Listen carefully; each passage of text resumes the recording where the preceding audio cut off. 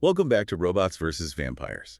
I'm Adrian Smith, and I'm so excited to be your host for this incredible journey. And I'm Julia Jones, ready to dive deep into the world of sci-fi and fantasy with you guys. We usually have this epic clash, right? Robots versus vampires. But Yeah. today, We've got a twist. a real curveball, something completely different. Get ready for a Viking vampire. Yeah, you heard that right? A Viking vampire. Now, hold on. Before you start picturing fangs on a horned helmet, let's break this down. Our story focuses on Erik the Red, a fierce Viking warrior. Who just happens to be a vampire. And he's on a quest for redemption, a quest to enter Valhalla, the legendary warrior afterlife. But here's the catch, right? The big BT. Erik is cursed with this insatiable bloodlust. It just stains his soul and blocks him from reaching Valhalla's glory. Talk about an impossible situation. Imagine the dilemma. A warrior who craves eternal glory, but is weighed down by this curse, pushing him further and further away from his goal. It's like every step forward is two steps back. Ex- Can you even picture his crew? Sailing the icy seas with a vampire captain? I mean, they need his strength, his ferocity. But they live in constant fear of the moment he gives in to that bloodlust. Talk about walking a tightrope. It's a fascinating dynamic, this blend of awe and terror. Right, they rely on his power, yet they know the beast that lurks beneath the surface. Always on edge. And their journey, it's not just about sailing to Valhalla. They are on this incredibly dangerous quest to find a cure for Erik's curse. Braving treacherous storms, facing mythical sea monsters. It's intense. Oh, absolutely. It's a fight on two fronts, really. The external battle against the elements and terrifying creatures. And then this internal struggle within Erik himself. It's like he's at war with himself, Yeah. constantly wrestling with this berserker rage, this primal fury that threatens to consume him. While this little spark of his humanity, the memory of who he once was, fights desperately to hold on. It's heartbreaking in a way, to see this internal struggle. Yeah. But it's also that same yearning for control that pushes him forward, that makes him seek a cure, even if it means going to the very edge of the world. And that's exactly what they do. They reach this mysterious island shrouded in mist. It's not on any map. It's said to hold this cave, a place where answers to ancient mysteries are hidden. Right. Inside this cave, Erik encounters an ancient vampire, withered and frail. More dust than flesh, really. Yeah. It's like a glimpse into Erik's future if he can't overcome his curse. And then this ancient being delivers the crushing news: there is no cure. Erik's bloodlust. It's a part of him. It can't just be erased. Imagine that despair, the feeling of utter hopelessness. It would be devastating. But just when all hope seems lost, the ancient vampire points to something else, something beyond the absence of a cure. He gestures toward the cave walls covered in these intricate carvings. They show gods and warriors locked in eternal battle, a monstrous wolf symbolizing the untamed beast within. And amidst these carvings, there's something else. A figure that offers a glimmer of hope. A kneeling warrior, representing controlled acceptance. A path that's not about ending the curse, but mastering it. It's powerful imagery. Yeah. It suggests that just maybe there's another way to approach this seemingly insurmountable problem. It's like a different perspective. Yeah. A whole new way of thinking. Instead of offering a magical quick fix, the ancient vampire imparts this profound lesson. The path to peace isn't about getting rid of the curse, but finding balance. Right. It's not about erasing who you are, but learning to control the different parts of yourself. The carvings highlight this crucial idea that even when facing a powerful curse, even when confronted with this monstrous inner wolf, there's still a possibility of harmony. The wolf isn't slain in the carvings. It's chained, contained. It's controlled. Exactly. The gods aren't shown as victors, but as forces in balance, suggesting that even in the midst of conflict, there can be a kind of peace. This realization hits Erik hard. He understands that the cure he was so desperately seeking wasn't about ending his existence, but about reconciling these two sides within him. The Viking warrior and the bloodthirsty monster. The two halves of his being. Yeah. He leaves the cave not with some magic potion or mystical spell, but with his hard-won knowledge and a newfound sense of purpose. He still hungers, but the despair is replaced by this steely determination. You can see the change in him. He returns to his crew, their faces etched with worry, and he makes this declaration that marks a turning point in his journey. We sail for home, and we fight.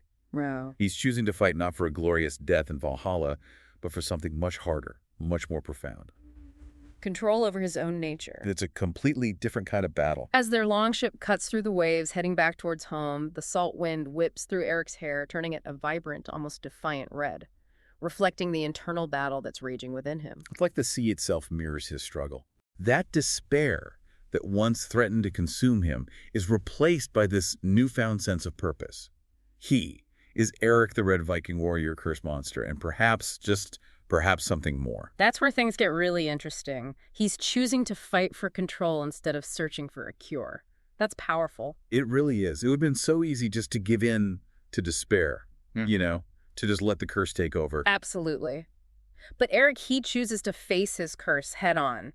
He's not sailing home defeated. No, he's going back as a warrior determined to conquer his inner demons. Now think about what that means. This isn't a battle against some outside enemy. Which is a fight against himself, against an urge that's as primal as breathing. It's a constant struggle. It's like trying to hold back a raging torrent. You can build dams, you can try to divert the flow, but the water's always there, testing your limits. And that's what makes this part of the story so gripping.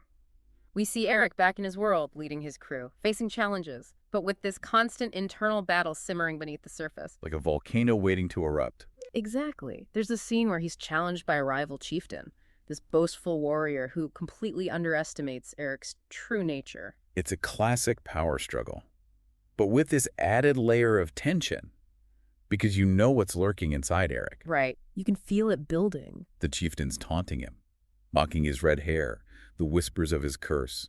It's like he's intentionally trying to provoke him. To push him over the edge.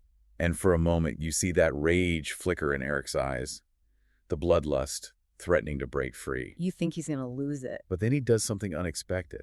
He closes his eyes, takes a deep breath, and speaks in this low, controlled voice. It's such a contrast to the chieftain's bluster. He says, "You mistake strength for savagery. True power lies in restraint." Wow, that's a powerful line. It's a complete rejection of that stereotypical Viking warrior image. And right there you see the shift in Erik. He's not denying his nature. He's not pretending to be something he's not. But he's choosing to master it. It's a turning point, a clear demonstration of his commitment to control. It's not a one-time thing, though. This isn't some magical switch that flips and suddenly he's cured. No, the story shows us his struggles, the constant temptation to give in to that bloodlust. It's a daily battle, a constant push and pull. There are moments of weakness, times when he comes close to losing control. Like when they're ambushed by another clan? Yeah. And the violence triggers that primal urge. You can feel the tension rising. But each time he manages to pull himself back from the brink. It's like he's holding onto a lifeline. That image of the kneeling warrior from the cave carvings. It becomes his anchor, a reminder of the path he's chosen. He finds ways to channel his rage, to focus it on protecting his people, defending the weak, upholding justice. It's an incredible transformation. From a force of destruction to a force of good? It's a far cry from that glory he once sought in Valhalla. But it's a path that has so much more meaning.